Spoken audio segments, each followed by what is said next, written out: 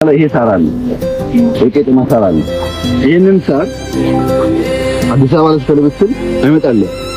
ይሄንን ሳር ሌላ ቦታ ወስደን ከመትከል ማድረግ ያለብን በዚህ ሳሩን በትክክል አይዘን ብናደርገው ምን አይነት ምንጣፍ እንደሚሆን የዛሬው ተውና እናየው።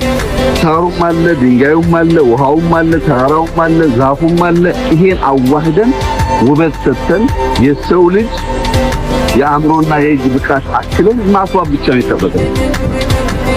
ቦታ ስትመርጥ ውሃ አለው ወይ በቂ ፀሐይ ያገኛል ወይ ሳር አለው ወይ ዛፍ በቅልበታል ወይ ምን ባደርግ ይበልጥ ላስውበው ይችላል ነው ካሰብ ሁሉ ነገር እዚህ ቦታ ላይ አለ። የሚቀረው ማስዋብ ብቻ ነው። ድንጋዩ የተለየ ከለር ነው፣ ውሃው ፍል ውሃ ነው፣ ዛፉ አለ፣ ዘንባባው አለ፣ ሳሩ አለ። እነዚህን አልጆች እያጸዱ ለሰው ልጅ የተመቸ ያማረ ቦታ ማድረግ ብቻ ነው ቀጣይ ስራ የሚሆነው።